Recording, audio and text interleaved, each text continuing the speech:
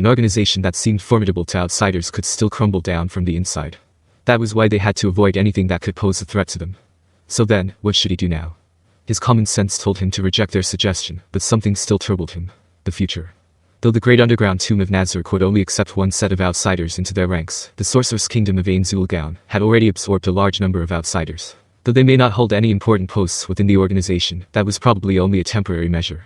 If those outsiders were to become high-ranked officials, they would certainly hold quite a lot of different opinions. Perhaps there would also be suggestions for benevolence that would make Albedo and the rest call them weak-willed or something similar.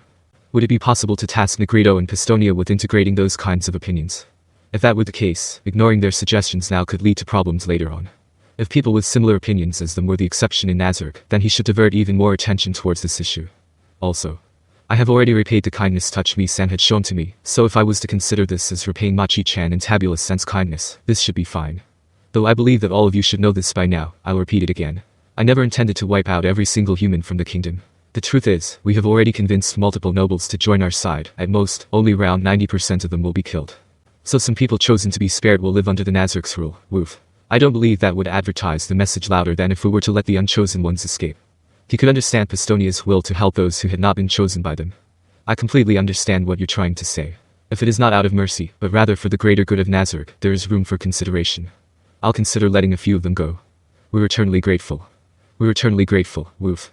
Seba silently lowered his head as well. Still, though he had said that, he did not know exactly how he should go about this. Ainz's heart grew heavy. He had to think up a solution. Perhaps he only needed to let a few hundred people go to appease them. Though this was completely unexpected, it was true that the vast majority of the city's population had survived. As long as he allowed them to escape, he would have fulfilled his promise to those two. That said, it would not count as the survivors escaping through great tribulations. Should he send stronger undead to try again? No, there was something he had to confirm before then. Ahem. Now then, Albedo. Though you have said that this was Red Drop, how trustworthy is our intel source on this one? I am terribly sorry, Ainz-sama. Indeed, we do not have concrete proof of that claim. This was only a surface-level deduction based on the adamantite plate on the armor, as well as its color. Albedo stood up and bowed deeply. At ease. I just wanted to check if you had access to intel that I did not. I am not too bothered by it. Well, he was happy that she was this loyal. Being treated like that usually made him quite uncomfortable. To Ainz, the manifestation of the concept of failure, this was not that big of a deal. However, it was not as though what she had just described could be categorized as a failure anyways. You have my eternal gratitude, Ainz-sama. Yumu. So was that Red Drop, or a plot by someone who wants us to believe that they are Red Drop? Floor Guardians, speak your mind. From their brief opinions, most of them supported the former. Ainz thought it was the former too. Now, then, I must ask something of everyone once again. Does anyone know of the specs of a powered suit? If you are all not too sure of it, I will explain. Ainz confirmed that the Guardians knew not of the powered suit and began to exposit what he remembered of the powered suit's abilities. Back in the game of Yggdrasil, the powered suit did not exist initially, but was added in later on as an item for newly registered players to power level with. Also, mecha fighting games were popular back then, so it must have also been an attempt to draw on players from that player base as well. Though he could not tell whether that contributed to this fact or not, the powered suit's capabilities were quite high. First of all, just as they had seen, the suit had the ability to fly through the air at a greater speed than fly. It could maintain operations for over an hour underwater without any detriments, and was essentially immune to almost all environmental damage. It could even apply and activate with its shoulders, torso, and depending on the type, even the wrists and feet, different kinds of offensive spells. Though this might seem obvious, it does have human finger-like appendages that could, if the hand had not been transformed into a weapon itself, hold weapons. The magical armaments could be freely customized within the powered suit settings, but half were microtransaction exclusives, while the other half required grinding. Though those customizations could be performed pretty much anywhere outside of combat, there were still some restrictions on them. The highest tier of spells that could be stored on the armor was 10th tier, and the use of said spell was subjected to a limit of an hour per use. Stronger spells had even more limited uses. Though the number of times a spell could be used recovered over time, it appeared to have a restriction by which the spells stored on it could not be swapped out for a duration, even if it was only expended by a little. The armor's physical and magic damage were high tier, independent of the user's abilities. The same was true for its defensive and evasive capabilities. You could call it an armor that instantly closed the gap between the weak and the strong. Speaking of weakness, it did have two minor ones. One of which was the fact that because it counted as full body armor, it could not be combined with other pieces of armor. Still, necklaces and other decorative equipment could still be worn with it. Another was the fact that the magic stored in the armor could not have metamagic applied to it. But, since those spells could still be enhanced through equipment, this could not really be considered a weakness at all. However, if a weakling were to use it, it did have a major weakness. HP and MP. Though the damage output of the suit could compensate for the wearer's low stats, the HP and MP values of the wearer remained unaltered by the armor. That is to say, a weakling in the armor would have high defensive capabilities, but also a frail health pool. Of course, if their opponent could not break through the armor's relatively high defenses, it was not a weakness at all. In Nazarick's terms, a floor guardian should not have an issue fighting it at all. The threat it posed was to NPCs like the Pleiades, who were not that strong. If they crossed paths with the suit, they should choose to retreat. Ainz concluded his explanation and started taking questions. The first to ask a question was Albedo. So as long as we are the ones handling it, it should be fine, correct? Correct. Even the strongest powered suits could only have the offensive capabilities equivalent to level 80 characters. However, that hinges on my knowledge on the powered suits being perfect. Hypothetically, if there were rare or artifact-grade powered suits, it would be a completely different situation.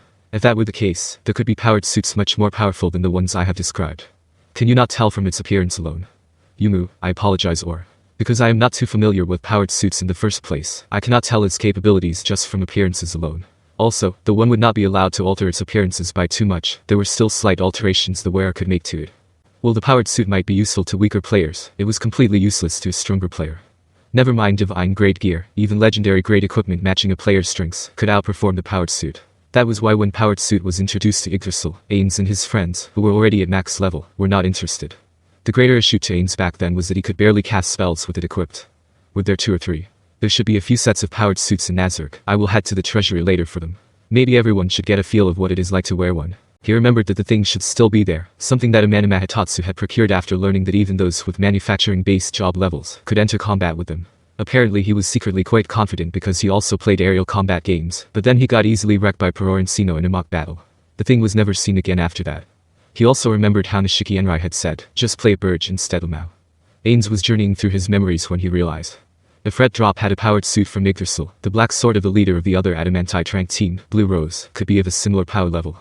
According to the intel they had gathered from their aides in the capital, the weapon she wielded was said to be powerful enough to level an entire city. Though that aide found the intel to be preposterous, it did originate from a member of the team itself. Ainz always thought that she was either lying to her teammates, or just making things up. But given what he knew now, perhaps, that intel was true. He had heard that the leaders of Blue Rose and Red Drop were relatives. If they were related, then having the same level of equipment should not be weird at all. Of course, Ainz was not paranoid enough to believe that the floor guardians could be one-shot by anything, but he also had no proof that it was a complete impossibility. Perhaps the guardians' defenses could be easily breached by some strong weapon from this world. Ainz did not want to suffer any severe consequences for forcing his opponent to the stage, where she would be suicidal enough to use that sword's power. If it came down to a battle with Blue Rose, he should probably use summon monsters to bait out that ability, and then defeat them. However, that would be the last resort. He remembers a saying about how the better part of valor is discretion. He should follow that advice. After all, the primary purpose of the kingdom's destruction was not the termination of Blue Rose, but if they were to get in his way, he would not mind killing them off. That said, it was best not to make any rash movements before they knew the full capabilities of that woman's sword. I should say sorry to Intoma and hope she understands. Ainz mentally sighed to himself as he shook his head in an attempt to get his train of thought back on track. This was not the time to be thinking about these sorts of things. Any other questions? Ainz looked around. It appeared that none of the guardians had any other questions. If that is the case, we will pause the discussion on the powered suit for now. Now then, Demiurge, how shall we deal with this city? In my opinion, to have baited that thing out was more than satisfactory. It would be bad for them to mistake that they had defeated the Sorcerer's Kingdom. We should send a stronger entity and unto dust they shall return. That is fine too. No, that was not fine at all. If they did that, he would have to try extra hard to save some other city to keep the promise he had made to those two.